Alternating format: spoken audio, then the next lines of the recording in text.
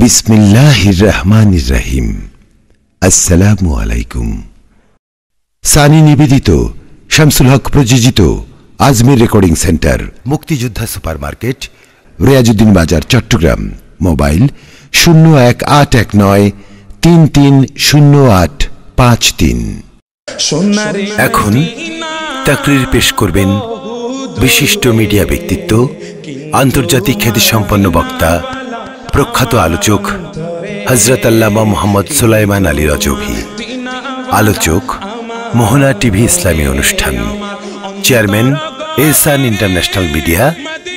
Chairman Ashrafia Aliya Rizvi foundation Bangladesh. আলোচনার বিষয় রাসূল পাক সাল্লাল্লাহু আলাইহি ওয়াসাল্লামের বিদায় বেলা। মাহফিল স্থান মনিয়া পুকুর পাড়, হাটহাজারী, চট্টগ্রাম। या इलाही हर जगह तेरे आता का साथ हो, जब बड़े मुश्किल शहे मुश्किल कुशा का साथ हो।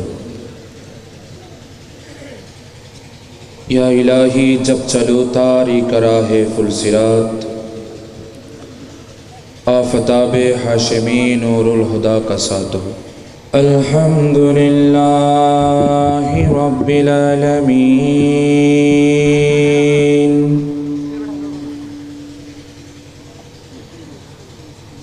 वस्सलातु वस्सलामु अला सय्यिदिना हबीबिना सय्यिदुल मुरसलीन खातमुन नबिय्यीन जद्दिल हसन वल हुसैन रदियल्लाहु ताला अन्हुमा सय्यिदिना मुहम्मदिल मुस्तफा सल्लल्लाहु अलैहि वसल्लम वअला आलिहि वसहबिहि अजमाइन। अम्मा बअदु फ़क़द क़ाल अल्लाहु तआला फ़ी शान हबीबिही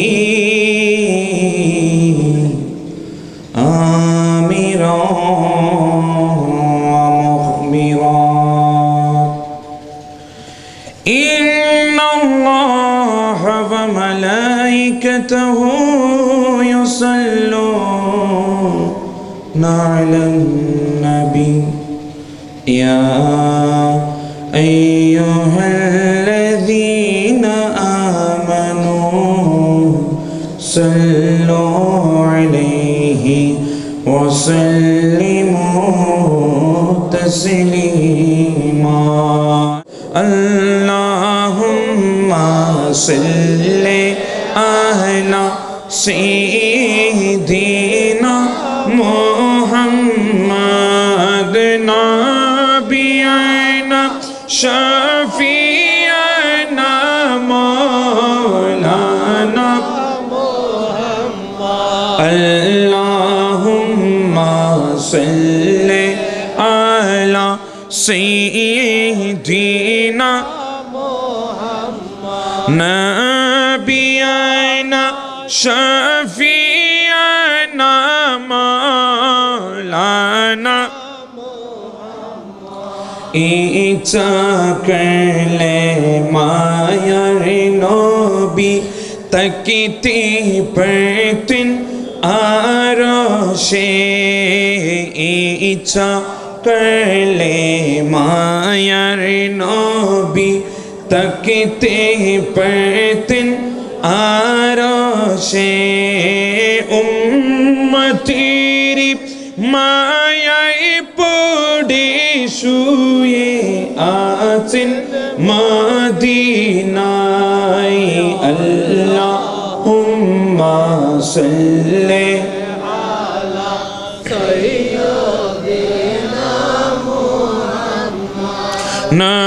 नबीना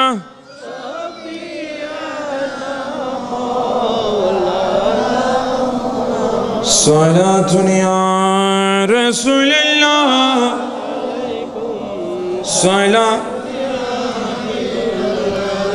बकारे खैश खैरा नमा आगिसनी या रसूलल्लाह परेशानम परेशानमो आगिसनी या रसूलल्लाह सला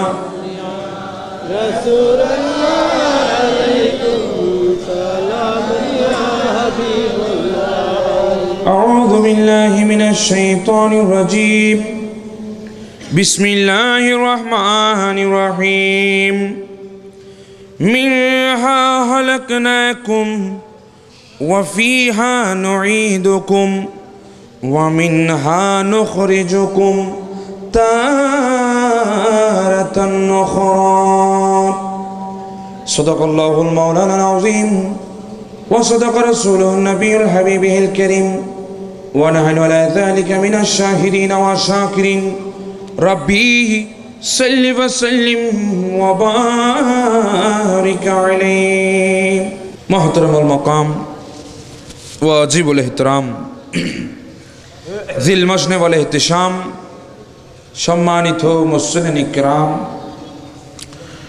অধ্যকার এনায়েতপুর গাজী সংঘ ঈসা গাজী চৌধুরী বাড়ির সার্বিক ব্যবস্থাপনায় আয়োজিত নবমবারের মতো পবিত্র জশ্নে জুলুস ঈদ মিলাদুন নবী সাল্লাল্লাহু আলাইহি ওয়াসাল্লাম উদযাপন উপলক্ষে আয়োজিত আজিম ও শান মিলাদুন নবী মাহফিলের সম্মানিত সভাপতি আমার পূর্বে যিনি মূল্যবান বক্তব্য পেশ করেছেন নাঙ্গলমোড় শামসুল উলুম ফাজিল ডিগ্রি মাদ্রাসার সুযোগ্য সুদক্ষ সুনামধন্য অধ্যক্ষ অত্র এলাকার কৃতি সন্তান হযরতুল আল্লামা জনাবে মাওলানা উস্তাদুল উলামা আলহাজ সালেহ আহমদ আনসারী সাহেব কিবলা দামাত বরকাতুহুল আলিয়া মঞ্চবিষ্ট আজকের মাহফিলের সম্মানিত উদ্বোধক বর্তমান বাংলাদেশের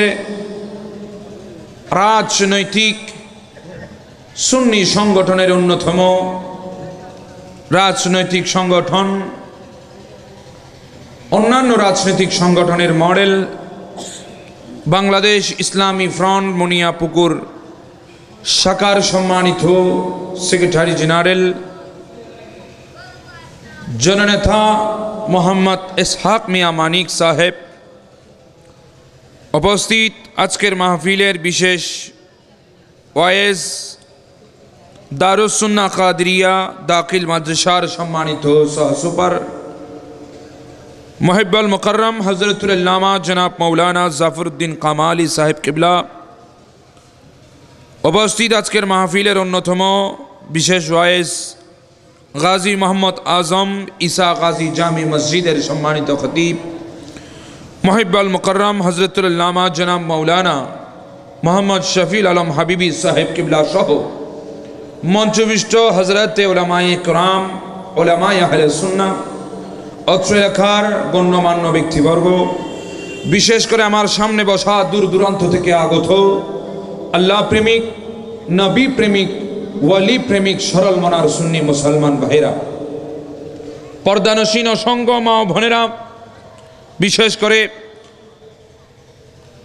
এনায়েতপুর গাজী সংঘ ও ঈসা গাজী বাড়ি সকল সদস্য বাবারা কলিজার চোখরা কচি কাছা সোনামণিরা রহমানি ওয়া রাহমাকুমুল্লাহু তাআলা ফিদ দুনিয়া ওয়াল আখিরা আসসালামু আলাইকুম ওয়া রাহমাতুল্লাহি তাআলা ওয়া বারাকাতুহু সর্বপ্রথম মহান রব্বুল আলামিনের আলীশান দরবারে শুকরিয়া জ্ঞাপন করছি যে মহান রব্বুল আলামিন কনকনে শীতের ভিতর আজকের এই আজিম উরশান এনায়েত পুকুর পার হাটহাজারি চট্টগ্রাম এনায়েতপুর গাজী সংঘ ও ঈসা গাজী চৌধুরী বাড়ির যৌথ ব্যবস্থাপনায় আয়োজিত মাহফিলে যোগদান করার তৌফিক দান করেছেন সে মহান রব্বুল আলামিনের দরবারে শুকরিয়া জ্ঞাপন করছি। সবাই উচ্চ স্বরে মুহাব্বতে বলিন আলহামদুলিল্লাহ। আর একটু জজবা নিয়ে ঈমান নিয়ে বলিন আলহামদুলিল্লাহ। আপনারা কি মাহফিল আসতে পেরে খুশি না বেজার?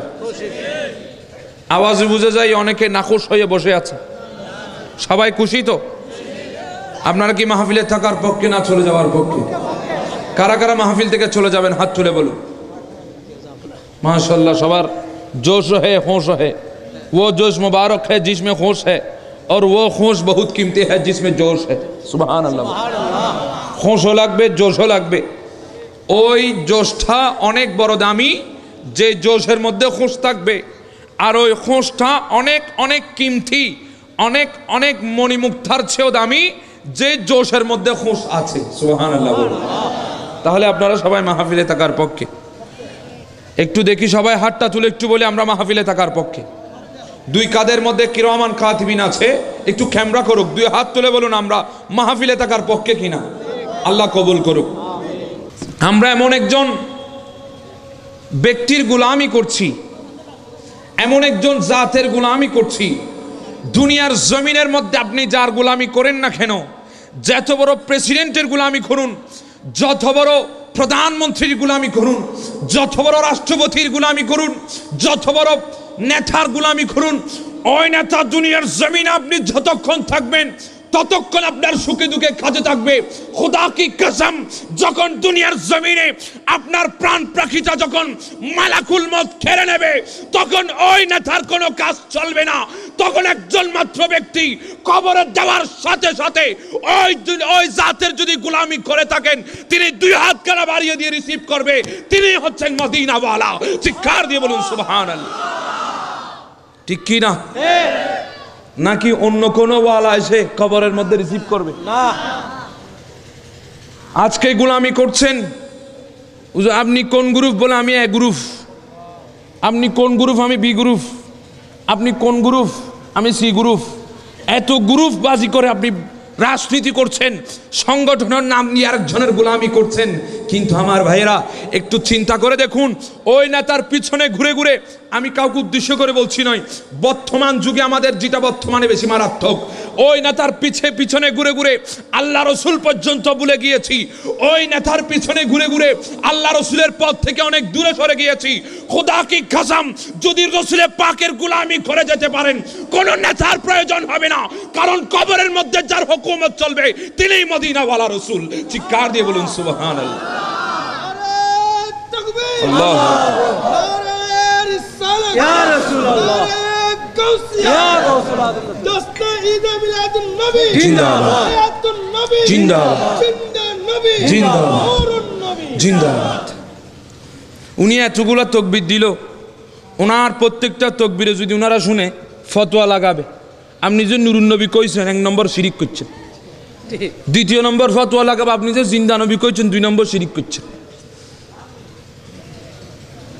এভাবে ফতোয়া লাগাতে থাকবে।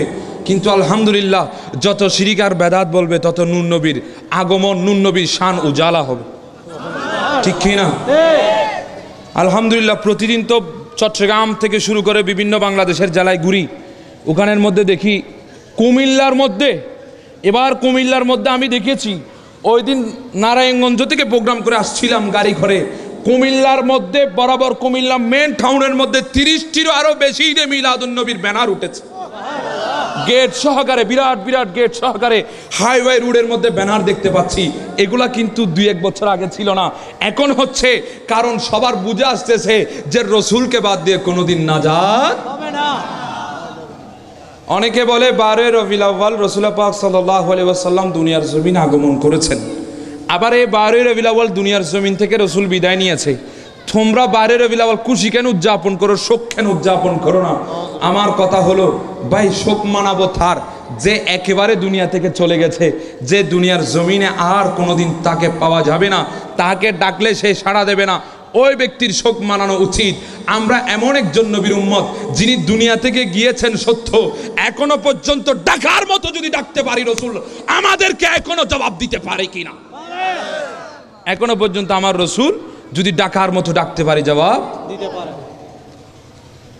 আমার ভাইরা, রসুল পাক সাল্লাল্লাহু আলাইহি ওয়াসাল্লাম 12 রবিউল আউয়াল সকালবেলা হযরতে মা আয়েশা সিদ্দিকা রাদিয়াল্লাহু তাআলা আনহার ঘরের মধ্যে, বর্তমানে যেটা রসুল পাক সাল্লাল্লাহু আলাইহি ওয়াসাল্লামের মাজার শরীফ, ওই মাজারটা ছিল রসুল পাক সাল্লাল্লাহু আলাইহি ওয়াসাল্লামের হুজরা শরীফ, মা আয়েশা সিদ্দিকার হুজরা।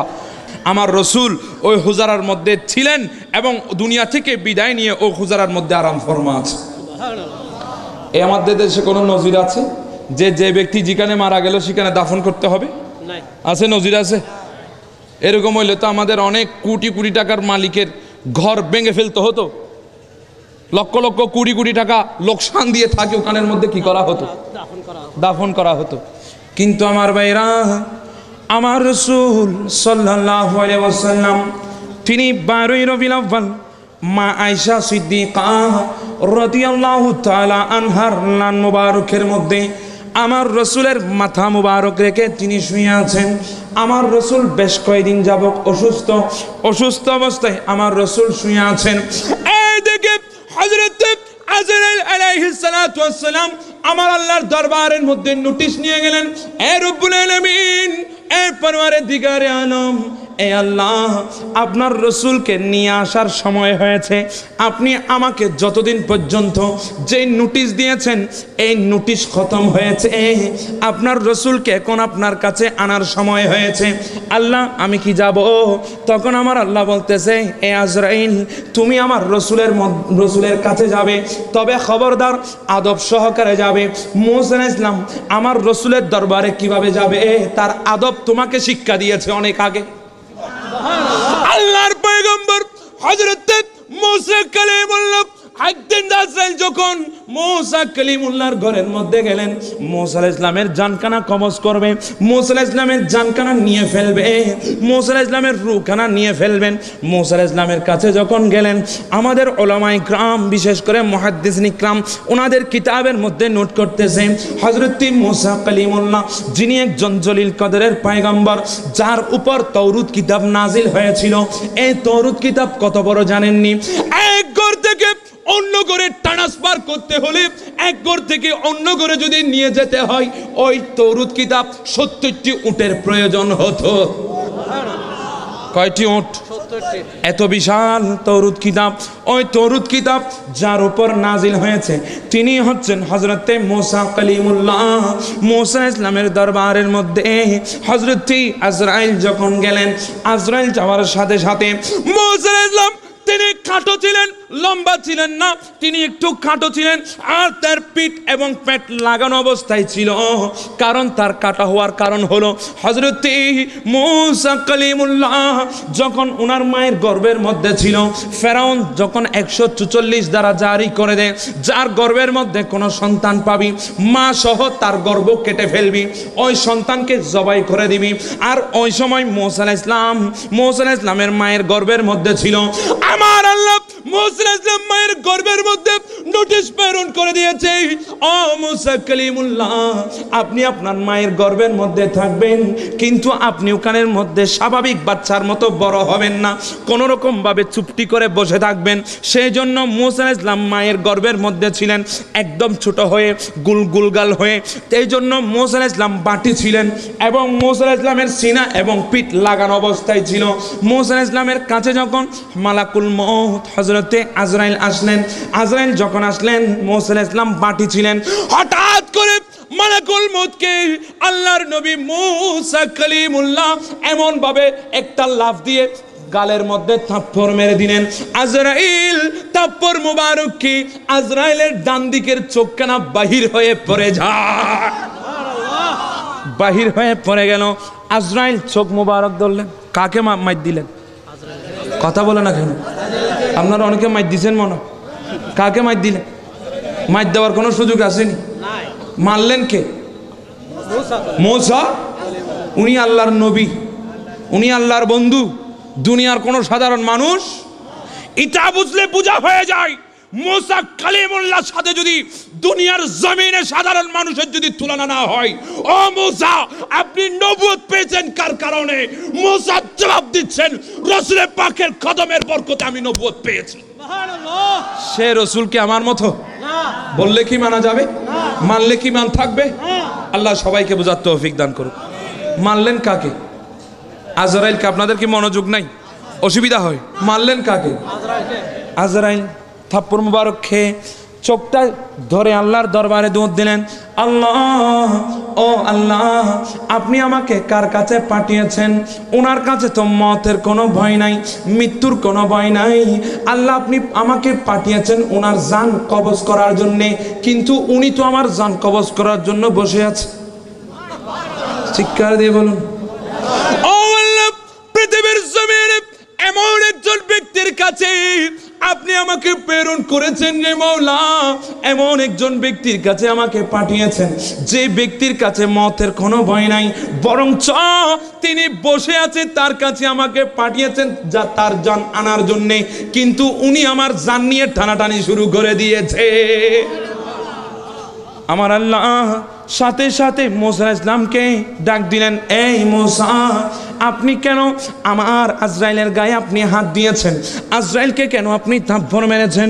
তখন মুসা ইসলাম কয়, ও আল্লাহ, আমার সাথে আজরাইল বেয়াদবি করেছে, সে আমাকে সালাম দেয় নাই, আমার ঘরের মধ্যে সে যেমন তেমন ঘর মনে করে ঢুকে পড়েছে, সেজন্য তাকে আদব শিক্ষা দিয়েছি।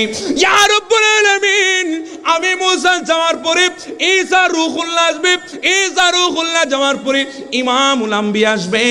যদি ইমামুল আম্বিয়ার ঘরের মধ্যেও যদি আজরাইল এভাবে প্রবেশ করে, তাহলে আজরাইল তো ধ্বংস হয়ে যাবে। এই জন্য আমি একটি থাপ্পড় দিয়ে সে যেন ধ্বংস না হয়, সেজন্য রাসূল পাকের দরবারের আদব শিক্ষা দিয়েছি। কার দরবারের আদব শিক্ষা দিচ্ছে? দিচ্ছেন কে? কথা বলে না কেন? দিচ্ছেন কে? আমরা দিলে শিরিক হয়ে যায় কেন? দিয়েছেন কে? তা আমরা দিলে কি শিরিক হয়ে যায় কেন? ও আল্লাহ, মিশিং একটা আছে, কিছু হইলে মারে শিরিক। আল্লাহ সবাইকে বোঝার তৌফিক দান করুন। আপনাদের এখানে নাই মনে হয়? যথেষ্ট পরিমাণ আমার ওদিকে আছে, আপনাদের এখানে না থাকলেও। যখন আমরা টিভির মধ্যে প্রোগ্রাম করতে যাই, মোহনা টিভির মধ্যে, আল্লাহু আকবার, আল্লাহু আকবার, অসংখ্য মানুষ ওনাদের পার্টি বসে থাকে লক্ষ লক্ষ টাকার বনানি, কিন্তু আলহামদুলিল্লাহ যিনি ডাইরেক্টর সাহেব উনি বলছেন, আমি তোমাদেরকে টাকার বিনিময়ে স্টেট দিতে পারবো না, তোমাদেরকে টাকার বিনিময়ে আমি স্টুডিওর মধ্যে বসতে দিতে পারবো না, যদি দরকার হয় মদিনাওয়ালার কদমে জান দিয়ে দিতে পারবো। আল্লাহু আকবার, ইয়া রাসূলুল্লাহ, ইয়া রাসূলুল্লাহ, জিন্দাবাদ, জিন্দাবাদ, জিন্দাবাদ। শিক্ষা দিচ্ছেন রাসূল পাকের দরবারের আদব হযরতে মূসা আলাইহিস সালাতু ওয়াস সালাম। আমার আল্লাহ বলছেন, আজরাইল, মূসার কাছে তুমি কেন সালাম দাও নাই? অন্যান্য সাধারণ মানুষের ঘর মনে করে কিভাবে মূসার কাছে ঢুকে পড়লে? ও আজরাইল, মূসা আজকে তোমাকে নিজেকে সালাম দাও নাই, এই জন্য থাপ্পড় মারে নাই। মূসা আলাইহিস সালামের সাথে বেয়াদবি করেছে, এই জন্য থাপ্পড় মারে নাই। বরং আমার নবী ইমামুল আম্বিয়া যাকে সৃষ্টি না করলে আমি তোমাকে সৃষ্টি করতাম না, আমি জিব্রাইলকে সৃষ্টি করতাম না, আমি ইসরাফিলকে সৃষ্টি করতাম না, আমি মিকাইলকে সৃষ্টি করতাম না, সাত আসমান বানাতাম না, সাত জমিন বানাতাম না। একমাত্র যার নূরের বরকতে, যার আশেকে, যার প্রেমে পড়ে আমি আল্লাহ সমগ্র পৃথিবী বানিয়েছি, কুল কায়নাত বানিয়েছি।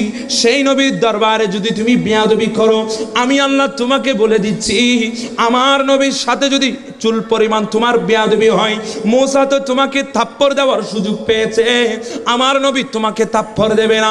নবীর নবুয়তের চক্ষু যখন তোমার দিকে করবে, সাথে সাথে তুমি আজরাইল মুহূর্তের মধ্যে ধ্বংস হয়ে যাবে।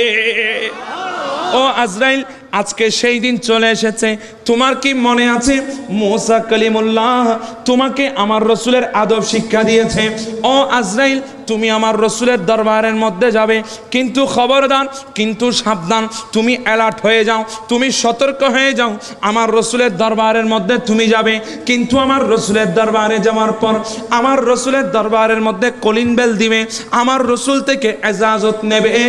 আমার রসুল যদি তোমাকে ঘরের ভিতর ঢুকতে বলে তখন তুমি ঘরের ভিতর ঢুকবে, আর যদি ঘরের ভিতর ঢোকার সুযোগ হয় আমার রসুলকে সর্বপ্রথম আমি আল্লাহর সালাম কানা পৌঁছিয়ে দেবে।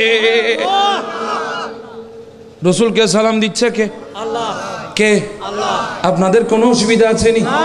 আমরা দিলে যে আপনারা কো করেন, আল্লাহ দিচ্ছে আপনাদের কোনো অসুবিধা নাই, আমরা দিলে আপনারা কু করেন কেন?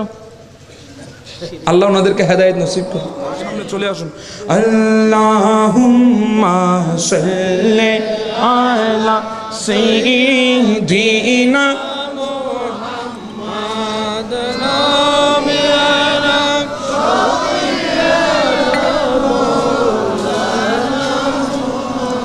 কোথায় রইলেন মায়ার নবী আমাদেরকে ছাড়িয়া, কোথায় রইলেন মায়ার নবী আমাদেরকে ছাড়িয়া, আপনি বিনে কি লাভ হবে এই মাহফিলে বসিয়া।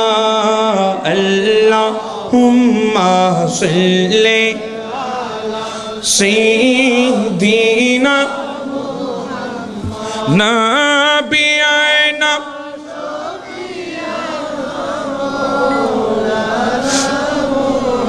ও আজরাইল, আমি আল্লাহ তোমাকে বলে দিচ্ছি, যখন তুমি আমার রসুলের দরবারের মধ্যে যাবে, আমার রসুলের দরবারের মধ্যে গিয়ে তুমি সর্বপ্রথম কলিং বেল দিবে, দরজার মধ্যে আঘাত করবে।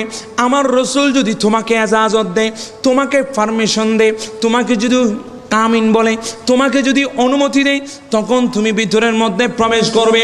ও জিবরাইল, যদি রসুল পাকের দরবারের ভিতরে যদি প্রবেশ করতে পারো, সর্বপ্রথম আমি আল্লাহর সালামখানা আমার রসুলের কাছে পৌঁছিয়ে দিবে, এরপরে তুমি তোমার নিজের সালাম দেবে। আমার রসুল যদি তোমাকে বসতে বলে তুমি বসে যাবে, আর যদি দাঁড়িয়ে থাকতে বলে তুমি দাঁড়িয়ে থাকবে।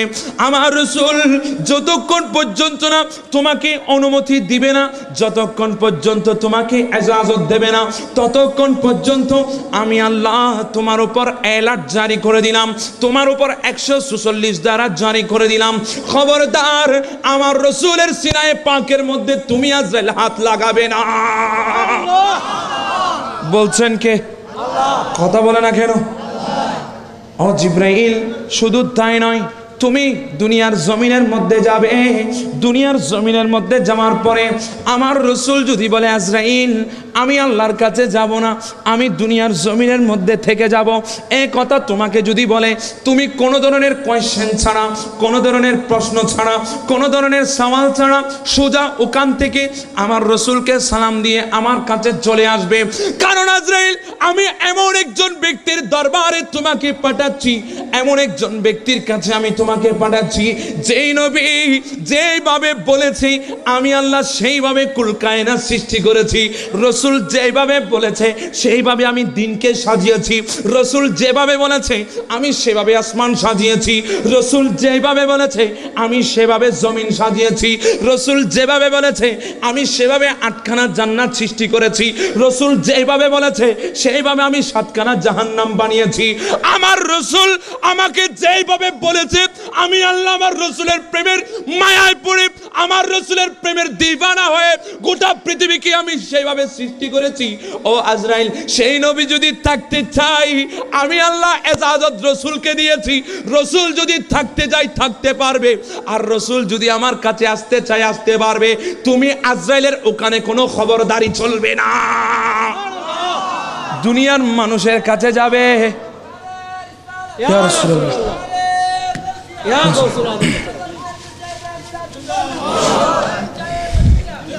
দুনিয়ার মানুষের কাছে যাবে।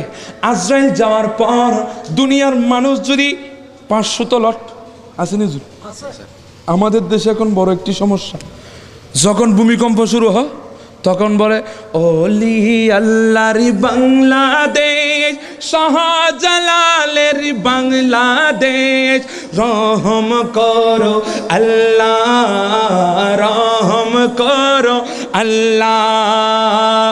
ওলি আল্লাহর বাংলাদেশ, শাহজালালের বাংলাদেশ, ওলি আল্লাহর বাংলাদেশ, গৌসুল মজভান্ডারির বাংলাদেশ, রহম করো আল্লাহ, মায়া করো আল্লাহ। আল্লাহু আকবার বলুন। এটা আমাদের মুখে স্লোগান হয়ে যায়, বেতারের মধ্যেও চলতে থাকে, বাংলাদেশ টেলিভিশনের মধ্যে চলতে থাকে। আর যখন ভূমিকম্প, সুনামি, নারিকেল, আইলা, লাইলা এগুলো শেষ হয়ে গেল, তখন আমরা বসে বসে বলি মিস্ত্রি 1 নম্বর ছিল, 500টা লট দেয় না, বিল্ডিং নড়াচড়া করে না। সিমেন্ট 1 নম্বর ছিল, ইঞ্জিনিয়ার ভালো ছিল, ফার্স্ট ক্লাস ইঞ্জিনিয়ার, এই জন্য তো বিল্ডিং কিছু হয় না।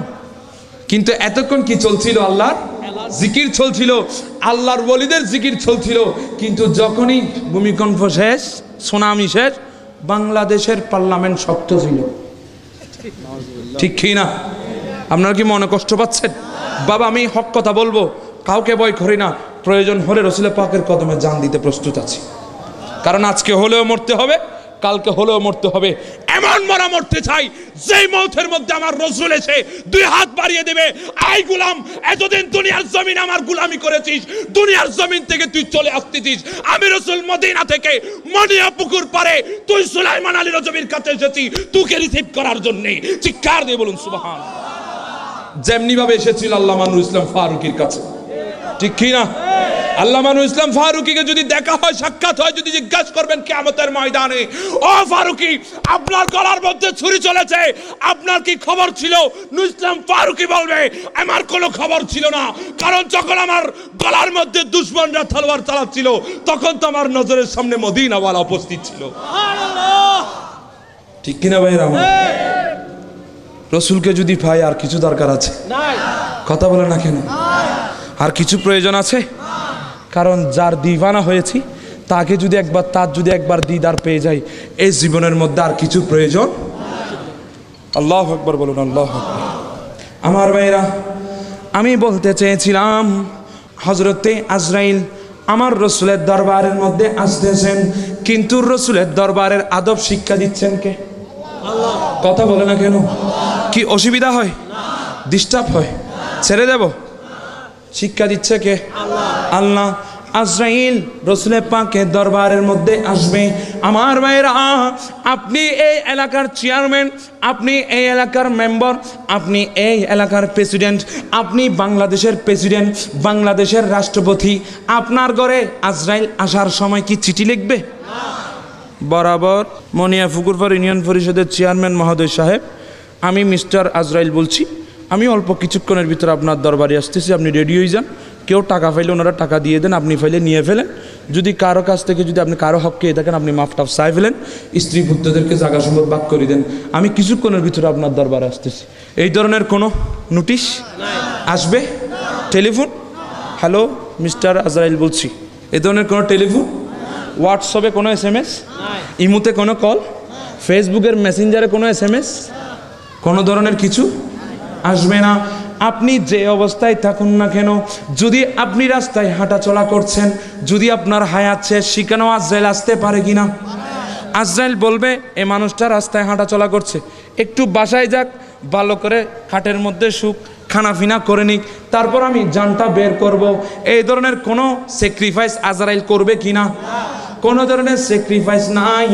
আপনি গাড়ির মধ্যে আছেন, আপনি বিমানের মধ্যে আছেন, আপনি সংসদ ভবনের মধ্যে আছেন, আপনি গণভবনের মধ্যে আছেন, আপনি বঙ্গভবনের মধ্যে আছেন, আপনি অ্যাপোলো হসপিটালের মধ্যে আছেন, সিঙ্গাপুর হসপিটালের মধ্যে চিকিৎসাধীন আছেন, আপনার আশেপাশে হাজার হাজার ডাক্তার আছে, আপনি আপনার স্ত্রীর সাথে শুয়ে আছেন, আপনি আপনার ছেলে মেয়েকে আদর করতেছেন, যে কোনো মুহূর্তে আজরাইল আপনার ঘরের দরজায়, আমার ঘরের দরজার মধ্যে আসতে পারে কিনা?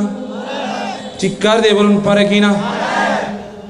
কোন ধরনের নোটিশ, কোনো ধরনের কল আসবে না।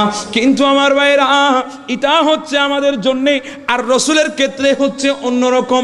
আমার রসুলের দরবারের মধ্যে গেলেন, আমাদের কাছে আসলে কি কোনো ধরনের কলিং বেল চলবে? টুকটুক দরজা খুলে দেন, আমি মিস্টার আজরাইল এসেছি, এই ধরনের কোনো কলিং বেল আসবে না। কোনো ধরনের মেহমানদারি চলবে না, কোনো কিছুই হবে না। আজরাইল সোজা এসে, আপনি যদি 500 লঠের পিজারার মধ্যেও যদি থাকেন, আপনি যদি আত্মগোপন করে থাকেন, আপনি যদি মাটির ভিতর সুড়ঙ্গ করে থাকেন, কোটি কোটি দারোয়ান যদি আপনি আপনার সামনে দিয়ে থাকেন, গোটা কোটি কোটি সশস্ত্র বাহিনী যদি আপনার সামনে দিয়ে থাকেন, আজরাইল কোনো বাধা মানবে কিনা? কোনো কিছু মানবে না। যেখানে থাকুন না কেন, আজরাইল এসে নিজের সময় মতো নিজের কাজখানা করে চলে যাবে, ঠিক কিনা? কিন্তু আমার ভাইরা, এই মশলা যদি আপনাদের বোঝা আসে, তাহলে আপনাদের জুবান থেকে কোনোদিন বলা হবে না রসুল আমার মতো, রসুল দুষে গুণে ভরা, রসুল রক্তে মাংসে গড়া। আমার ভাইরা, আজরাইল আসলেন আমার রসুলের দরবারের মধ্যে। আমার রসুলের দরবারের মধ্যে যখন আজরাইল আসলেন, এসে আমার রসুলের দরবারের মধ্যে কলিং বেল বাজালেন। আমার রসুল ডাক দিলেন, আমার মা ফাতেমা, ও ফাতেমা তুমি কোথায়? বলেন লব্বাইক ইয়া রাসূলুল্লাহ, আব্বাজান আমি উপস্থিত আছি, রসুল আমি আপনার পাশে আছি। ও ফাতেমা, মেহমান এসেছে, একটু দরজাটা খুলে দাও। মা ফাতেমা তু জোহরা যখন দরজার মধ্যে গেলেন, দরজা যখন খুলে দিলেন, মা ফাতেমা তু জোহরা একটা ডাক দিয়ে আমার রসুলের দরবারে এসে বলছেন, ইয়া রাসূলুল্লাহ, ও ইয়া হাবিবাল্লাহ, আপনি কাকে মেহমান বলতেছেন? আপনি কাকে মেহমান বলে আখ্যায়িত করছেন? আপনি কাকে অতিথি বলছেন? কাকে অতিথি আপ্যায়ন করতে বলছেন? ইয়া রাসূলুল্লাহ, আমি ফাতেমা দেখেছি এমন একজন ব্যক্তি আপনার দরবারের মধ্যে এসেছে, যে ব্যক্তির কদম হচ্ছে জমিনের মধ্যে আর মাথা হচ্ছে আসমানের উপরে। কদম কোথায়? মাথা? আল্লাহু আকবার বলবেন না? আজরাইল আমার রসুল বলছেন, মা, ও মা ফাতেমা, তুমি তাকে চিনো নাই, ইনি হচ্ছেন মালাকুল মউত আজরাইল। ও মা ফাতেমা, ইনি সেই মৃত্যুর পরোয়ানা, মৃত্যুর দূত, যিনি মুহূর্তের মধ্যে বাবাকে ছেলে থেকে কেড়ে নেয়, ছেলেকে বাবা থেকে কেড়ে নেয়, স্ত্রীকে স্বামী থেকে কেড়ে নেয়, স্বামীকে স্ত্রী থেকে কেড়ে নেয়, মুহূর্তের মধ্যে একজন অপরজন থেকে আলাদা করে ফেলে। ইনার নাম হচ্ছে মালাকুল মউত, ইনি হচ্ছে আমার দরবারের মেহমান। মা ফাতেমা তু জোহরা বলে, আব্বাজান, দুনিয়ার জমিনে কেউ কোনোদিন মালাকুল মউতকে মেহমান বলতে শুনি নাই, এখন আপনার জবানে শুনতেছি।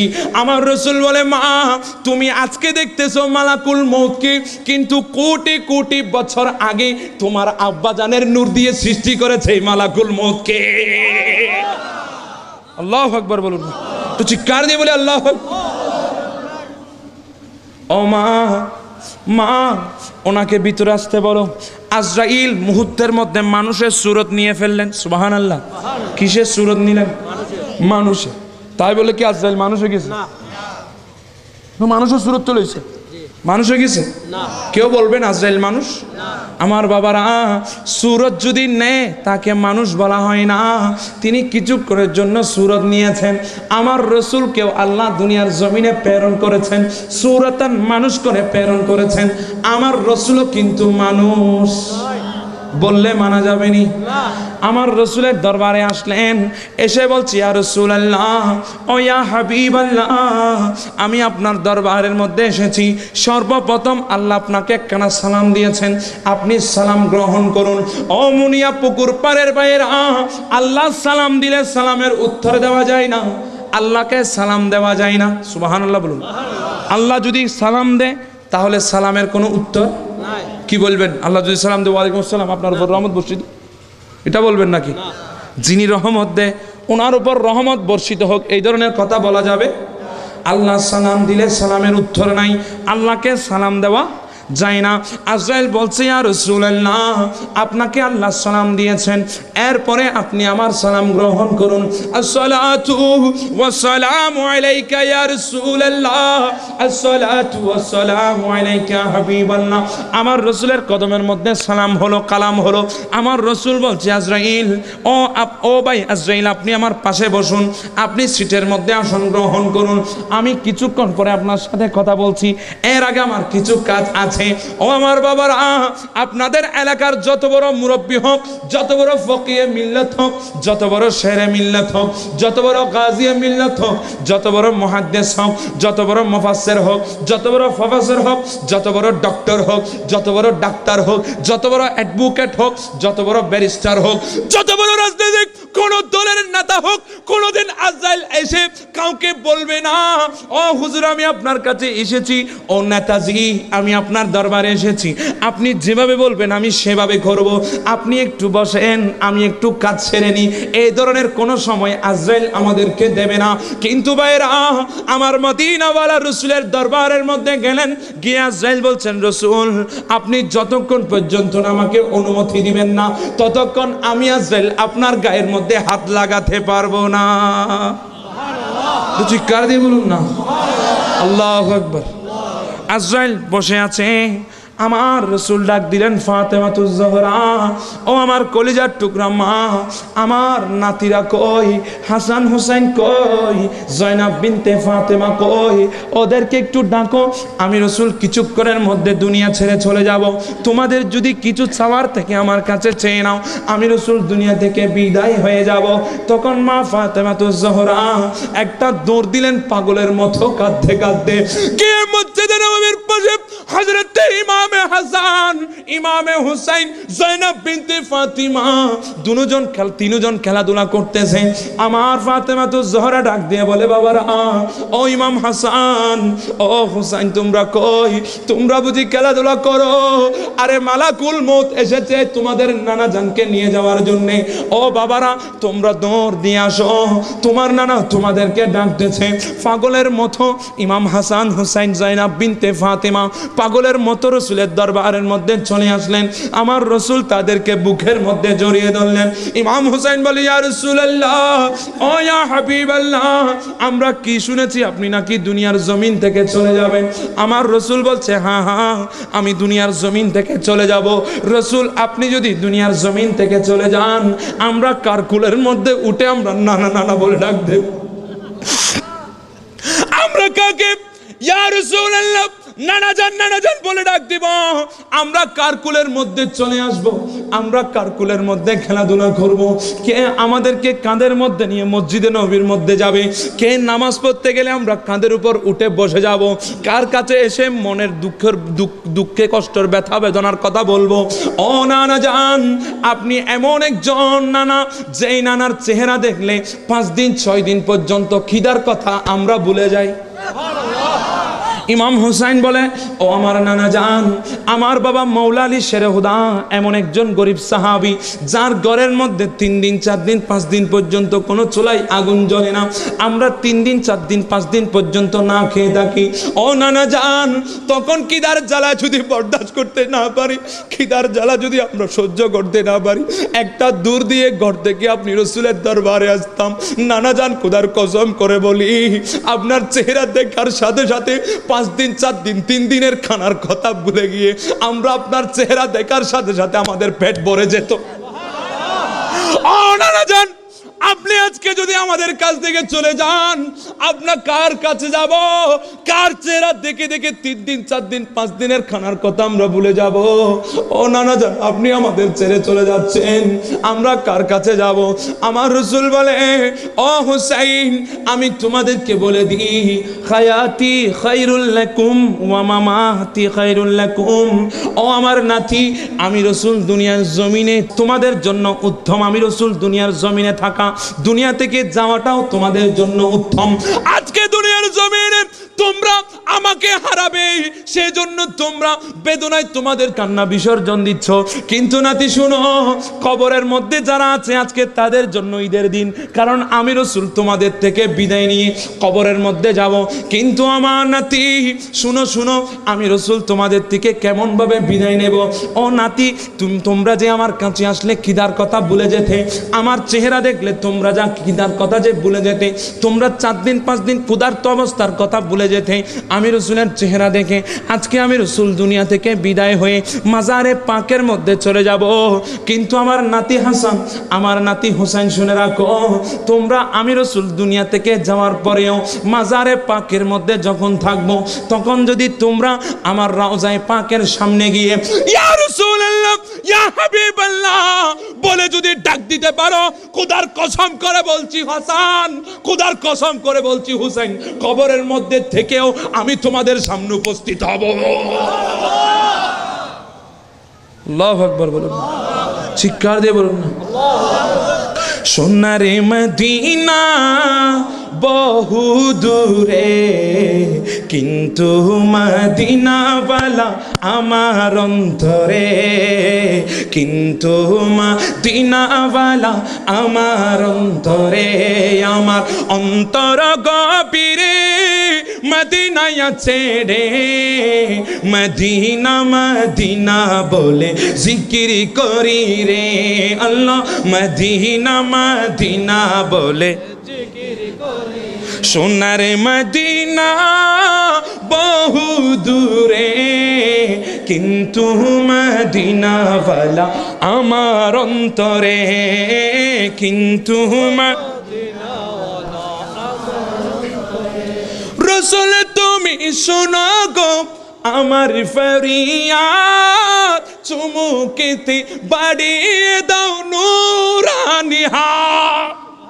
আল্লাহু আকবার বলুন না। আমার অন্তর গভীরে মদিনায় আছে রে, সেই মদিনা কেমনে যাব মনে মানে না রে, সেই মদিনা কেমনে যাব।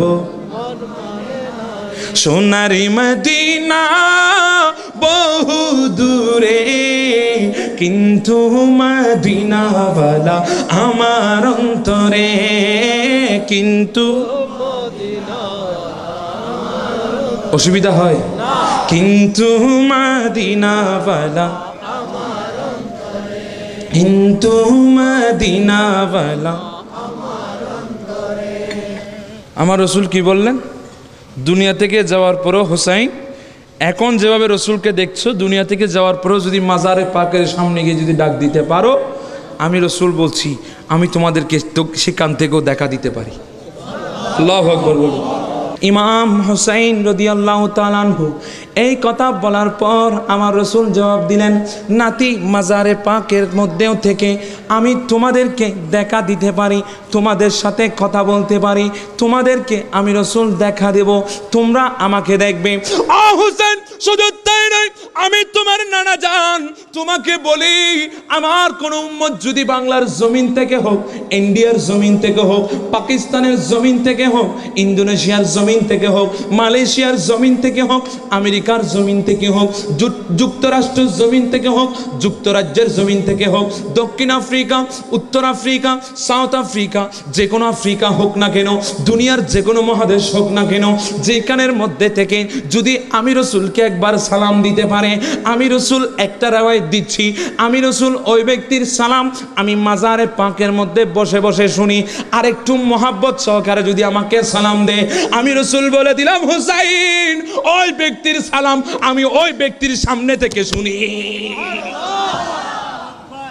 তোমাদের জন্য নয়, শুধু আমার উম্মত যদি আমাকে ভালোবাসতে পারে, আমার মোহাব্বত যদি অন্তরের মধ্যে রাখতে পারে, মোহাব্বত করে যদি সালাম দিতে পারে, একটা রাওয়ায়াত হলো রাসূল মাজারে পাক থেকে শুনবে, আরেকটি রাওয়ায়াত হলো রাসূল সামনে এসে শুনে, আরেকটি রাওয়ায়াত হলো রাসূলের দরবারের মধ্যে ফেরেশতারা সালাম কানে পৌঁছায় দেয়। তিনটা রাওয়ায়াত, তিনটা সহিহ।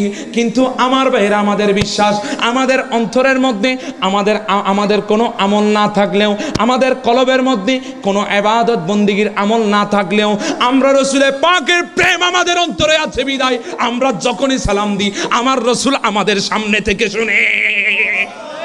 এই আকীদা সবার আছে কিনা? হাত তুলে বলতে হবে আছে কিনা? আল্লাহ সবাইকে কবুল করুক, আমিন বলুন। ইমাম হুসাইন এই কথা বলার পর ইমাম হুসাইন রাদিয়াল্লাহু তাআলা আনহু, হাসান রাদিয়াল্লাহু তাআলা আনহু, মাইশা সিদ্দিকা রাদিয়াল্লাহু তাআলা আনহা, মা ফাতেমাতুজ জোহরা রাদিয়াল্লাহু তাআলা আনহা সহ অসংখ্য সাহাবে کرام রাসূলের দরবারে উপস্থিত ছিল। সবাই কান্নাকাটি করতেছেন। আমার রাসূল এতক্ষণে আজরাইলকে অনুমতি দিলেন, ও আজরাইল আসো, তোমার কাজ তুমি করো। আজরাইল বলে, ইয়া রাসূলুল্লাহ আমি আপনাকে দুইটা কথা বলবো। বলে কি কথা? ইয়া রাসূলুল্লাহ আমি দুনিয়ার জমিনে মানুষ থেকে জাননি এক সিস্টেমে, আপনার কাছ থেকে জান নিব আরেক সিস্টেমে। আমার রসুল বলছে, ও আজরাইল আমাকে কোনো উত্তম সিস্টেমে আমার থেকে রূহ বের করবে না। সাধারণ আমার উম্মতদের থেকে যেভাবে রূহ বের করো সেইভাবে আমার কাছ থেকে তুমি রূহ বের করো। এই কথা বলার পর আজরাইল বলছে, ইয়া রাসূলুল্লাহ ওটা অত্যন্ত কষ্টদায়ক, ওটা অত্যন্ত যন্ত্রণাদায়ক। আমার রসুল বলে, ও আজরাইল দুনিয়ার জমিনের মধ্যে আসলাম রব্বি হাবলি উম্মতি বলে বলে। দুনিয়ার জমিনের 63 বছরের হায়াত ছিল, রব্বি হাবলি উম্মতি বলে বলে। আমি রাসূল আজকে দুনিয়া থেকে বিদায় হব, রব্বি হাবলি উম্মতি বলে বলে। সেই উম্মত কেমন কষ্ট পাবে, মওতের বিছানায় কেমন যন্ত্রণা পাবে সেটা আমি রাসূল একটু অনুভব করতে চাই। আজরাইল বলছে, রাসূল আপনি যেভাবে বলবেন আমি সেইভাবে করব, কারণ আমি তো আপনার হুকুমের গোলাম। আপনি আমাকে যেভাবে বলবেন আমি সেইভাবে করব, কারণ আল্লাহ বলেছেন আমি আপনার কথা মতো যদি না চলি আমি আজরাইল ধ্বংস হয়ে যাব। আমি যদি আপনার কথা মতো না চলি তাহলে আমি আজরাইলের ডিউটি আল্লাহ আমার কাছ থেকে কেড়ে নেবেন। আপনি যেভাবে বলবেন আমি সেইভাবে করব। তখন মালাকুল মউত আজরাইল যখন আমার রসুলের সিনা মুবারকের মধ্যে আঙ্গুল মুবারক ধরলেন, আমার রসুল ডাক দিলেন, আজরাইল ও ভাই আজরাইল তুমি আমার সিনার মধ্যে কি দিয়েছো? বলে, ইয়া রাসূলুল্লাহ আমি আপনার সিনার মধ্যে কিছু দিই নাই, কারণ আমার আঙ্গুল মুবারক এখনো আপনার সিনার সাথে লাগাই নাই, আপনার সিনার উপরে আছে। আমার রাসূল বলছে, আজরাইল ও আজরাইল আমার মনে হয় তুমি আমার সিনার উপর 7 আসমান তুলে দিয়েছো, 7 জমিন তুলে দিয়েছো। আজরাইল এইভাবে বুঝি তুমি আমার উম্মত থেকে জান কারা বের করবে, আমার উম্মত থেকে রূহ কানা নিয়ে যাবে। আজরাইল রে তোমার কাছে একটা অনুরোধ করতে চাই, ও আজরাইল আমার 63 বছর জিন্দেগির মধ্যে আমি আমার আওলাদদের জন্য কাঁদি নাই, আমি নিজের জন্য কাঁদি নাই, আমি আমার কোন সন্তানের জন্য 2 ফোঁটা চোখের পানি ফেলি নাই। দুনিয়ার জমিনে সে আব্বাকে পাই নাই, সেই দুঃখ কষ্টের মধ্যে চেপে রেখেছি, মনের মধ্যে চেপে রেখেছি, তারপরেও আমি আমার আব্বা আম্মার জন্য কাঁদি নাই। দুনিয়ার জমিনে আসার সাথে সাথে যেই বাক্য আমার মুখে ছিল রব্বি হাবলি উম্মতি, দুনিয়ার জমিনে 63 বছর জিন্দেগি কাটিয়েছি রব্বি হাবলি উম্মতি, আজকে দুনিয়া থেকে বিদায় হয়ে যাব আমি সেখানে বলছি রব্বি হাবলি উম্মতি। আর তুমি আমার সেই উম্মতদেরকে, তুমি আমার সেই গোলামদেরকে এই বুঝি আযাব দেবে, এই বুঝি মৃত্যুর যন্ত্রণা দেবে, এইভাবে যদি কষ্ট দেবে।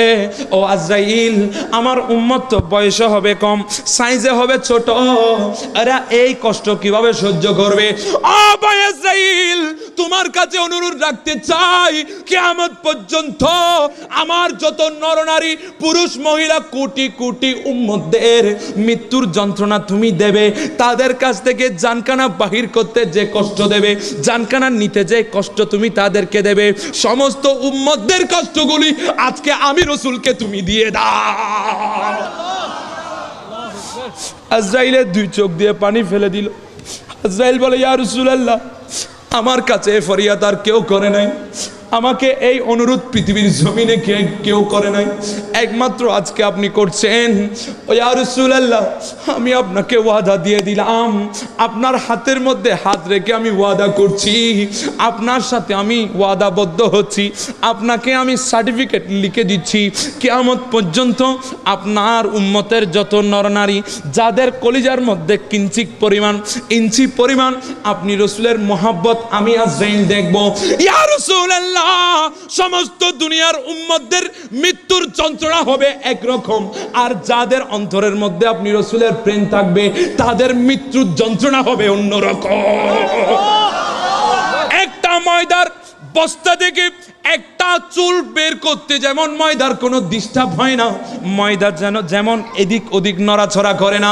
ইয়া রাসূলুল্লাহ, যারা আপনার গোলাম হবে, যাদের অন্তরের মধ্যে কিঞ্চিত পরিমাণ আপনি রাসূলের মোহাব্বত থাকবে, আমি আজরাইল আপনাকে ওয়াদা দিলাম তাদের সামনে আমি আপনার রাসূলের চেহারাখানা তুলে ধরবো এক হাতে, আরেক হাতে জানখানা নেব, এমনভাবে তাদের কাছ থেকে জান নেব তারা কিছুই বুঝতে পারবে না, তারা আপনার চেহারা দেখে দেখে কলমা পরে পরে কবরের মধ্যে চলে যাবে। আল্লাহু আকবার, চিৎকার দিয়ে বলুন আল্লাহ। আমরা রাসূলের পাকের প্রেমিক হতে চাই কি না? চাই কি না? রাসূলের পাকের প্রেমিকরাই তুই দিয়ে মিলাদুন নবী করে, ঠিক কি না? নাকি অন্যরা করে? করে নাকি? আপনাদের অসুবিধা হয় মনে হয়, এই তো আমি দেখতে পাচ্ছি রাসূলের পাক সাল্লাল্লাহু আলাইহি ওয়াসাল্লাম আমাদের জন্য কান্না করছেন, চিন্তা করছেন আমাদের চিন্তা, কান্না করছেন আমাদের জন্য। ও আমার ভাইরা, অনেকে বলে রসুল আমার মতো, রসুল দুষে গুণে ভরা, রক্ত মাংসে গোনা, রসুল বড় ভাইয়ের মতো। নাউজুবিল্লাহ বলে আমার রসুল বলে, ও আজরাইল, দুনিয়ার জমিন থেকে আমার যত উম্মতকে তুমি মৃত্যুর যন্ত্রণা দেবে, সমস্ত যন্ত্রণা আমাকে দিয়ে দাও। চিৎকার দিয়ে বলুন সুবহানাল্লাহ। আমার রসুলের কলমা কি ছিল? আমরা যখন ইন্তেকাল হই, আমরা যখন মৃত্যুবরণ করি, তখন আমাদের হুজুররা জানে আমাদের কলমা কি, লা ইলাহা ইল্লাল্লাহ মুহাম্মাদু। কিন্তু আমার রসুল কার কলমা পড়েছে? হযরত আদম সফিউল্লাহ ঈসা রূহুল্লাহ পর্যন্ত সমস্ত আম্বিকামকে যদি জিজ্ঞাসা করা হয়, সমস্ত আম্বিকাম এক বাক্যে স্বীকার করেছে, আদম আলাইহিস সালাতু ওয়াস সালাম থেকে ঈসা রূহুল্লাহ পর্যন্ত নবুয়ত দুয়ার মাধ্যমে পাওয়া যায় না। আল্লাহ যাকে ইচ্ছা তাকে নবী করে সৃষ্টি করেছেন। দুয়ার মাধ্যমে অলি হওয়া যায়, দুয়ার মাধ্যমে গৌস হওয়া যায়, দুয়ার মাধ্যমে সুলতানুল আরফিন হওয়া যায়, দুয়ার মাধ্যমে খাজা হওয়া যায়, দুয়ার মাধ্যমে দাতা হওয়া যায়, কিন্তু দুয়ার মাধ্যমে কেউ নবী হতে পারে না। আল্লাহ যাকে নবী করে সৃষ্টি করেছেন, আল্লাহ যাকে ইচ্ছা তাকে নবুয়ত দান করেছেন। এখানে দুয়ার মাধ্যমে কিছু পাওয়ার সম্ভব नहीं। में जब आए मोहम्मद इस्लाम जिंदा हो गए, जग में जब आए मोहम्मद इस्लाम जिंदा।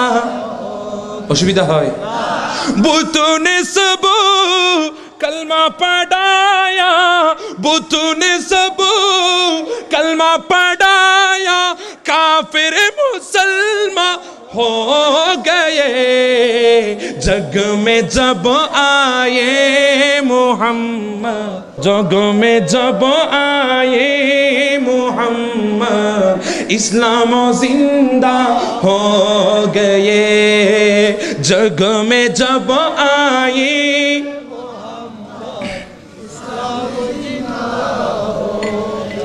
क्या तारीफ बयां करूं मैं प्यारे नबी की शानों में, जिसने उनको पैदा किया खुद वो शहीदा हो गए, जग में जब आए मोहम्मद इस्लाम, जग में जब आए मोहम्मद इस्लाम जिंदा। सलातुन या रसूलल्लाह।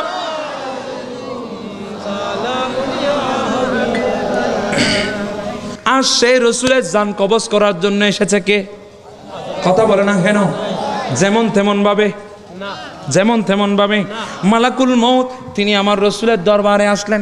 আমার রসুলের জানখানা যখন বাহির করা হলো, বাহির করে আজরাইলের হাতের মধ্যে আমার রসুলের জান মুবারক, আজরাইল জান মুবারক নিয়ে তিনি উপরের দিকে যাচ্ছেন। যেতে যেতে যেতে যেতে তিনি যখন আরশ আযমের মধ্যে পৌঁছে গেলেন, বলতেছে ফেরেশতারা, ও আল্লাহর সৃষ্টি নূরি ফেরেশতা, এই নূরখানা তোমরা কে আছো আমার থেকে একটু গ্রহণ করো। এটা হচ্ছে মুহাম্মদুর রাসূলুল্লাহর রূহ মুবারক, এই রূহ মুবারক আমার কাছ থেকে কেউ গ্রহণ করো। কারণ আমার হাতখানা জ্বলে যায়, আমি তজল্লি বরদাস্ত করতে পারি না। আমার কাছ থেকে রু মুবারকটা নিয়ে নাও, আমার কাছ থেকে রু মুবারকটা কারোর হাতের মধ্যে নিয়ে রাখো। আব্দুল হক মুহাদ্দিসে দেহলভী বর্ণনা করতেছেন, হযরত আজরাইল ওই দিন চিৎকার করেছিল, কে আছো, কে আছো আজকে মুহাম্মদুর রাসূলুল্লাহর নূর নেবে। আমি বরদাস্ত করতে পারি না, আমি সহ্য করতে পারি না, আমার কাছে কোনো ধরনের সহ্য হচ্ছে না, রু মুবারক একটু আমার কাছ থেকে কেউ গ্রহণ করো। আমার আল্লাহ ডাক দে, আজরাইল আমি তো পরীক্ষা করার জন্য তোকে বলেছিলাম, তুই যখন আমার কাছে এসেছিলি আমার রসুলের হায়াত শেষ এই কথা আমাকে শোনাইয়ে দেওয়ার জন্যে, তখন আমি তোকে কষ্ট না দিয়ে তোকে বলেছি পারলে তুই নিয়ে আয়, এখন এনেছিস কিন্তু চিৎকার করতেছিস কেন? বলে আল্লাহ পৃথিবীর জমিনে অনেকজনের জান আমি আজরাইল কবজ করেছি, অনেকজনের দরবারের মধ্যে আমি গিয়েছি, অনেক রাজা বাদশার জান পর্যন্ত আমি কবজ করেছি, কিন্তু ইয়া রব্বুল আলামিন কারো দরবারে গিয়ে আমি কান্না করি নাই, কারো দরবারে গিয়ে আমি অপেক্ষা করি নাই, আপনি আল্লাহ আমার উপর নোটিশ দেন নাই, এবং কারো জান নিয়ে আমি এইভাবে চিৎকার করি নাই। এমন একজন ব্যক্তির জান নিয়ে আমি আপনার দরবারে এসেছি, এমন একজন ব্যক্তির রূহ মুবারক আমি আজকে নিয়ে আপনার দরবারে আসলাম, যেই ব্যক্তির দরবারে গিয়ে আপনি আমাকে বলেছেন বসে থাকার জন্য আমি বসে থেকেছি, অনুমতি না দেওয়া পর্যন্ত বসেছিলাম। রসুলের কান্না দেখে আমার চোখ দিয়ে কান্না এসেছে, আর ওই নবী উম্মত বলে পাগল পারা হয়েছে। আজরাইল বলে, ইয়া রব্বুল আলামিন এমন একজন ব্যক্তির জান আমি কবজ করলাম, কিন্তু সর্বপ্রথম এমন একজন ব্যক্তি দেখলাম তিনি কোনো কলমা পড়ে নাই, সর্বপ্রথম তিনি বলেছে রব্বি হাবলি উম্মতি, সুবহানাল্লাহ বলেন না, রব্বি হাবলি উম্মতি। এরপরে আমার রসুল বলতেছেন লা ইলাহা ইল্লাল্লাহ ইন্নী রাসূলুল্লাহ। রসুলের কোনো কলমা আসেনি, রসুল বলে আল্লাহ ছাড়া কোনো মাবুদ নাই, আমি হচ্ছি আল্লাহর রসুল, সুবহানাল্লাহ বলুন না। এইভাবে রসুল কলমা পড়েছে। ও আজরাইল উনি বলছে আমার আল্লাহকে ইয়া রব্বুল আলামিন এমন একজন ব্যক্তির জান আনলাম, রূহ মুবারক আনলাম, আমার হাতখানা জ্বলে যায়, আমি এটা কোথায় রাখবো? আমার আল্লাহ বলে, ও আজরাইল এই রূহখানা রাখার জন্য কোনো স্থান আমি বানাই নাই, কোনো ধরনের স্থান রাখার জন্য কোনো পাত্র আমি সৃষ্টি করি নাই, একমাত্র আমার রসুলের বডি ছাড়া। ও আজরাইল যাও আমার রসুলের বডির ভিতরে আমার রসুলের রূহ মুবারক খানা ঢুকিয়ে দাও। আল্লাহু আকবার বলুন। আমার ভাইরা, মিশকাতের একখানা হাদিস আছে, মিশকাতের হাদিস মা আয়েশা সিদ্দিকা রাদিয়াল্লাহু তাআলা আনহা বর্ণনা করতেছেন। আরো উচ্চ আওয়াজে বলুন, আরো জোরে বলুন। মিশকাতের হাদিস মা আয়েশা সিদ্দিকা বর্ণনা করেন। মা আয়েশা সিদ্দিকা রাদিয়াল্লাহু তাআলা আনহা তিনি বর্ণনা করতেছেন, আমার রসুল যখন দুনিয়া থেকে বিদায় হয়ে গেল, সমস্ত সাহাবে একরাম কান্না শুরু করে দিলেন, সবাই কাঁদতে লাগলেন। রসুলকে কিভাবে, এখন রসুলের ইন্তেকালের পর রসুলকে আমরা কিভাবে গোসল দেব, কিভাবে রসুলকে দাফন করব? মিশকাতের 545 নম্বর পৃষ্ঠার হাদিস, দলিল দিচ্ছি, আমি কালকে চলে গেলে যেন কেউ বলতে না পারে ফাই নাই।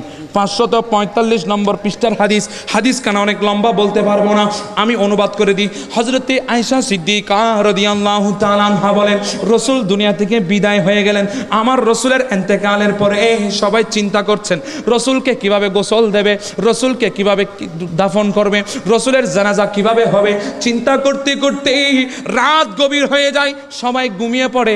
হঠাৎ করে একটা গায়েব থেকে আওয়াজ আসে, ও আমার রসুলের সাহাবীরা তোমরা আর বসে থেকো না, আমার রসুলের কাপড়ের উপর তোমরা গোসল দিয়ে দাও। আমাদের গোসল দে কাপড় খুলে, কিন্তু রসুলের গোসল দেবে কিভাবে? কাপড়ের উপর। আশ্চর্য হয়ে যাবেন, রসুল দুনিয়ার জমিনে এসেছেন, মা আমেনা বর্ণনা করতেছেন, আমি আমার লাখতে জিগর মুহাম্মদকে দেখেছি, আমার রসুল দুনিয়ার জমিনে এসেছেন চোখের মধ্যে সুরমা লাগানো অবস্থায়, মাথার মধ্যে তেল লাগানো অবস্থায়, মাথা আশ্রানো অবস্থায়, আমার রসুলের শরীর মোবারক গোসল দেওয়া অবস্থায়, আমার রসুলের শরীরের মধ্যে সুগন্ধ লাগানো অবস্থায়, আমার রসুলের সতর ডাকা অবস্থায় একজন নূরানি ফুটফুটে নূরের পুতুল আমার বিছানার মধ্যে আসলো, সিজদায় পরে বলতেছে রব্বি হাবলি উম্মতি, রব্বি হাবলি উম্মতি, আল্লাহ আমার উম্মতের গুনাহ মাফ করে দাও, আমার উম্মতের গুনাহ মাফ করে দাও, আর না হয় আমার উম্মতকে আমার কাছে দিয়ে দাও।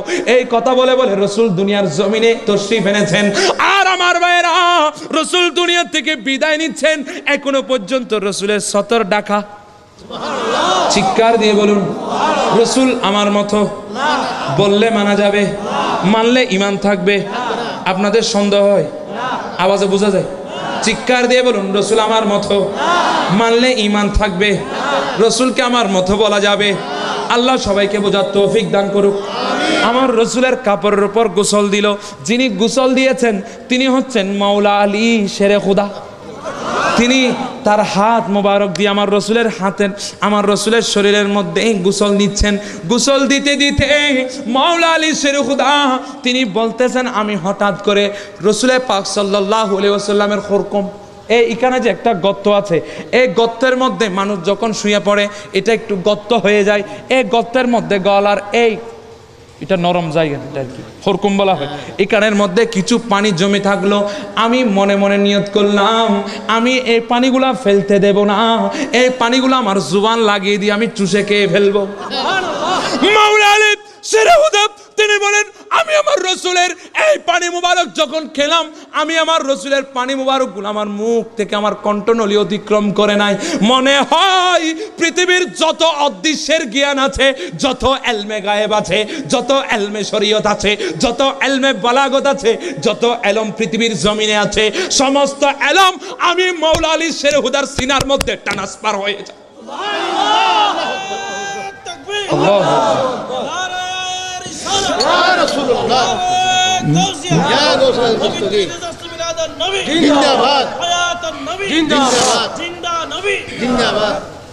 আমার রসুল এর যখন কি হলো, গোসল শেষ হলো, গোসল শেষ হওয়ার পর খাট মুবারকের মধ্যে যখন রসুলকে রাখা হলো, আমার রসুল যখন খাট মুবারকের মধ্যে শুয়ে আছেন, আমার রসুলের মুখের মধ্যে কাপড় ছিল। আবু বকর সিদ্দিক সমস্ত সাহাবী ইকরাম আমার রসুলের চেহারা থেকে যখন কাপড় মুবারক সরালেন, আমার রসুলের চেহারা কেনা শেষবারের মতো দেখবে। আবু বকর সিদ্দিক বলে, খোদার কসম করে বলি, আমি আমার রসুলের চেহারা থেকে যখন কাপড় মুবারক সরালাম, আমি দেখতেছি আমার রসুলের ওঁট এবং ঠোঁট মুবারক দুটা নড়তেছে, এমন ভাবে নড়তেছে যেন রসুল মুখ দিয়ে কিছু বলতে চাই। আমি সিদ্দিক আকবর আমার কানখানা আমার রসুলের ঠোঁট মুবারকের সাথে লাগালাম। খোদার কসম করে বলি, আমার রসুল খাটের মধ্যে শুয়ে শুয়ে আমার রসুলের জুবান থেকে বের হচ্ছে, রব্বি হাবলি উম্মতি, রব্বি হাবলি উম্মতি, রব্বি হাবলি উম্মতি। আমার রসুলের জুবান থেকে আমি শুনতে পেলাম। আর হঠাৎ করে দেখি, ও দুনিয়ার মানুষ, আমার রসুলের জুবানের মধ্যে একটা মুস্কি হাসি। আমি মুস্কি হাসি দেখে বুঝে ফেললাম আমার রসুল মরে নাই, আমার রসুল জিন্দা আছে। কিন্তু মুস্কি হাসি দিয়েছেন কারণ হলো রসুলকে এই অবস্থায়ও দুনিয়ার জমিন থেকে বিদায় দিয়ে রসুলকে মাজারে পাকের মধ্যে শোয়াইয়ে দিতে হবে। এখন প্রশ্ন হলো, রসুলের জানাজা কিভাবে হলো? আমার ভাইয়েরা, সমস্ত সাহাবী গ্রাম ফেরেশতারা, সমস্ত ফেরেশতার সাহাবী গ্রাম মিলে আমাদের দুনিয়ার জমিনে যে জানাজা হয়, ইমাম দিয়ে জানাজা হয়, আমরা ইমামের আগে থাকি না পিছনে থাকি? ইমাম আমাদের আগে থাকে না পেছনে থাকে? আমরা ইমামকে সামনে রেখে আমরা ফরজে কাফায়া জানাজার নামাজ আদায় করি। কিন্তু আমার ভাইয়েরা, অমনিয়া পুকুরের ভাইয়েরা, এনায়েতপুরের ভাইয়েরা, আমার রসুলের জানাজা কিভাবে হলো? আমাদের মতো কোনো ইমাম দিয়ে জানাজা হয় নাই। ইমামবিহীন নূরের জগতের ফেরেশতারা, আমার রসুলের সাহাবী کرام সবাই মিলে মিলে আমার রসুলের খাট মুবারকের চারিদিকে আসসালাতু ওয়াসসালামু আলাইকা রাসূলুল্লাহ বলে বলে আমার রসুলের খাট মুবারকের চারিদিকে তাওয়াফ করে করে আমার রসুলকে মাজারে পাকের মধ্যে শোয়াইয়ে দেয়। আমার রসুল বলে, উম্মত, আমি রসুল দুনিয়ার জমিনে থাকাকালীন যেমন তোমাদের কাছে আমি আসতাম, তোমাদের সকল সমস্যা সমাধান করে দিতাম, আমি রসুল দুনিয়া থেকে কবরের মধ্যে চলে যাচ্ছি। এই কবরের মধ্যে যখন আমার উম্মতকে রাখা হবে, আমি রসুল বলে দিই, কবরের মধ্যে রাখা মাত্রই আমি রসুল তোমাদের সামনে উপস্থিত হয়ে যাব। উম্মত ভয় করো না। হযরতে আনাস রাদিয়াল্লাহু তাআলা হতে বর্ণিত হাদিস, মেশকাতের হাদিস, লম্বা হাদিস, সময় নেই পড়তে পারছি না। আমার রসুল বলে, আমি রসুল দুনিয়া থেকে বিদায় হব, কবরের মধ্যে মাজারে পাকের মধ্যে থাকব, ওখানেও তোমাদের কাছে আমি রসুল আসব। আর হাসরের ময়দান উম্মত আমাকে তিনটি জায়গায় তোমরা তালাশ করবে। এক নম্বর জায়গা হচ্ছে মিজানের মিজানের কাছে, ওই মিজানের মধ্যে আমার কোটি কোটি উম্মত আমলনামার জন্য জাহান্নামে চলে যাবে। আমল না থাকার জন্যে আমি রাসূল মিজানের পাশে দাঁড়িয়ে থাকবো। আমার যেই উম্মতের আমলনামার বতের পাল্লা হালকা হয়ে যাবে, নেকির পাল্লা ভারী হয়ে যাবে, তারা জান্নাতে যাবে। যাদের বদের পাল্লা ভারী হয়ে যাবে, নেকির পাল্লা হালকা হয়ে যাবে, তারা জাহান্নামী হয়ে যাবে। ওই সমস্ত গুনাহগার উম্মতদের পাল্লা, নেকির পাল্লা ভারী করে দিয়ে আমি রাসূল তাদের ডান হাত কানা ধরে টেনে টেনে ফুলসিরাত না দেখে মতো জান্নাতের মধ্যে প্রবেশ করাইয়ে দেব। ও আমার উম্মত, শোনো শোনো, ওই মিজানের কাছে যদি আমাকে তালাশ করো, ওখানে আমাকে পাবে। আরেকটি জায়গা হচ্ছে হাউজে কাউসারের সামনে। আমার গুনাহগার উম্মত যখন নফসি নফসি করে, তারা যখন পানির তৃষ্ণায় যখন হাওমাও করবে, নিজের গামের মধ্যে যখন তারা সাঁতার কাটবে, এক মুঠম হাতের উপরে 12 সূর্যের তাপ থাকবে। নফসি নফসি গোটা আম্বিয়া ইকরাম থেকে শুরু করে সমস্ত মাহাশরের মধ্যে নফসি নফসি আওয়াজ শোনা যাবে। সেই সময় আমি রাসূল উম্মতি উম্মতি বলে বলে হাউজে কাউসারের মধ্যে আমার তৃষ্ণার্ত উম্মতদেরকে হাউজে কাউসার পান করাবো। উম্মত, তৃতীয় নম্বর স্থান হচ্ছে ফুলসিরাতের পার। আমার গুনাহগার উম্মত যারা ফুলসিরাত পার হতে পারবে না, যারা জাহান্নামের মধ্যে চলে যাবে, ওই সমস্ত উম্মতদেরকে ফুলসিরাতের পারের মধ্যে আমি দাঁড়িয়ে আমি আমার উম্মতদেরকে ফুলসিরাত না দেখে মতো জান্নাতে পার করিয়ে দেব। আমার রাসূলের সাহাবীরা প্রশ্ন করলেন, ইয়া রাসূলুল্লাহ, আপনি এট এ টাইম 3 জায়গার মধ্যে কিভাবে থাকবেন? এট এ টাইম যদি আপনার উম্মতরা 3 জায়গার মধ্যে আপনাকে তালাশ করে, আপনাকে কিভাবে পাবে? আমার রাসূল বলে, উম্মত, ও আমার সাহাবী শুনো, দুনিয়ার জমিনে বৃষ্টি হওয়ার আগে, ঝড় আসার আগে আসমানের মধ্যে বিজলি ঝিলিক মিলিক করে, বিজলি মারে। ওই বিজলি এখন মারলো, এখন বন্ধ হয়ে গেল। যেভাবে বৃষ্টি হওয়ার আগে, তুফান হওয়ার আগে তোমরা বিজলি দেখো উম্মত, সেইভাবে আমি রাসূল বিজলির মতো একবার ফুলসিরাতে যাব, একবার মিজানে যাব, একবার হাউজে কাউসারে যাব। ও উম্মত, খোদার কসম করে বলি, আমি রাসূল আমার জানা মতে আমার একজন উম্মতকেও আমি মাহশারের ময়দান থেকে জাহান্নামে যেতে দেব না। সবাইকে আমি রাসূল বিজলির মতো ছটপট করে করে সবাইকে আমার তাদের ডান হাত ধরে ধরে জান্নাতের মধ্যে যতক্ষণ প্রবেশ করাবো না, ততক্ষণ আমি রাসূল খোদার জান্নাতে ঢুকবো না। আল্লাহু আকবার বলবেন না? আল্লাহু আকবার। আদম আলাইহিস সালাতু ওয়াস সালাম থেকে ঈসা রূহুল্লাহ পর্যন্ত সবাই নফসি নফসি করবে। একমাত্র একজন নবীর জুবানে শোনা যাবে, রব্বি হাবলি উম্মতি, রব্বি হাবলি উম্মতি। আমরা সেই নবীর গোলাম হতে চাই কিনা? কথা বলে না কেন, চাই কিনা? রসুল পাকের সত্যিকারের গোলাম যদি আপনারা হতে পারেন, যদি হাতের মধ্যে রসুল পাকের দামান রাখেন, তাহলে ইকানের মধ্যে রসুলকে নিয়ে থাকবেন, কবরের মধ্যে রসুলকে দেখবেন, হাসরের ময়দানে রসুলের সাথে থাকবেন। যারা মিলাদুন নবী করেছে তাদের জন্য রসুল, আর যারা মিলাদুন নবী করে নাই তাদের জন্য রসুল আসেনি। আপনাদের সন্দেহ হয় কেন? তাদের জন্য রসুল আসেনি, এখানেও নাই, কবরেও নাই, হাসরেও। আমার ভাইরা, লাস্ট একটা কথা, মৃত্যু কামনা করা কিন্তু নিষেধ আছে, মৃত্যু আল্লাহর দরবারে ফরিয়াদ করা নিষেধ আছে। কিন্তু আমার রসুল বলে, ও উম্মত শুনো শুনো, আমার কিছু এমন স্পেশাল উম্মত আছে যারা আল্লাহর দরবারে মৃত্যু কামনা করে। সুবহানাল্লাহ বলবেন না?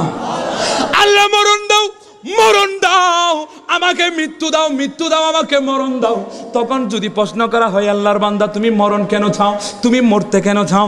তখন ওই বান্দা বলে, দুনিয়ার মানুষ, সুন্নি আলেমদের জুবানে শুনেছি, আল্লাহর ওয়ালিদের জুবানে শুনেছি, দুনিয়ার জমিনে তো অনেক গুনাহ করেছি, এই চক্ষু দিয়ে অনেক হারাম জিনিস দেখেছি, সেই জন্য দুনিয়ার জমিনে রসুলের দিদার হয় নাই। দুনিয়া থেকে যদি মরতে পারি, মরণের বেলায় নাকি রসুলের দিদার পাওয়া যায়। আমরা রসুলের দিদার চাই কিনা?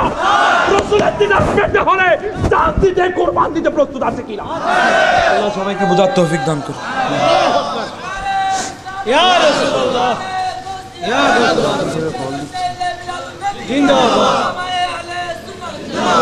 আল্লাহ সবাইকে সত্যিকারের রসুলের পাকের গোলাম হিসাবে কবুল করুক। আল্লাহ সবাইকে ঈদে মিলাদুন নবী করার তৌফিক দান করুক। যে যেখানে যেভাবে বলুক, আমরা রসুলের পাকের কদমে ছিলাম, রসুলের পাকের কদমে থাকবো ইনশাআল্লাহুল আজিজ, খুদার কসম, কিয়ামতের ময়দানে রসুলের পাকের সাথে উঠবো। চিৎকার দিয়ে বলি সুবহানাল্লাহ। আল্লাহ সবাইকে বোঝার তৌফিক দান করুক। আজকের এই মাহফিলকে কবুল করুক। এনায়েতপুর গাজী সংঘ ঈসা গাজী চৌধুরী বাড়ির যৌথ ব্যবস্থাপনায় আয়োজিত মাহফিলকে আল্লাহ কবুল করুক। ওয়া আখিরু দাওয়ানা আলহামদুলিল্লাহি রাব্বিল আলামিন। আসসালামু আলাইকুম ওয়া রাহমাতুল্লাহি ওয়া বারাকাতুহু।